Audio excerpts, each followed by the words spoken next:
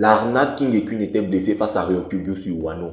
En effet, lorsque l'amiral Aramaki débarque sur Wano, il passe d'abord par la prison d'Udon et affronte tous les prisonniers d'Udon, dont King et Queen y compris.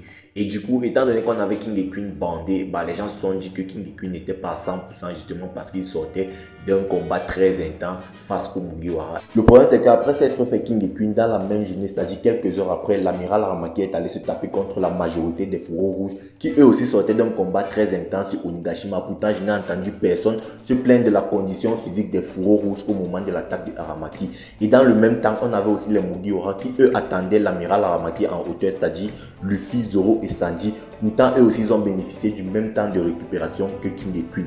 Le truc, c'est que beaucoup ne veulent pas accepter que Aramaki était juste beaucoup plus fort que King et Queen, donc amiral supérieur au commandant d'empereur. Du coup, King et Queen n'étaient pas nécessairement plus blessés que les fourreaux rouges, que les Mugiwara, étant donné qu'ils ont bénéficié du même temps de récupération, mais ils n'étaient juste pas au niveau de Aramaki.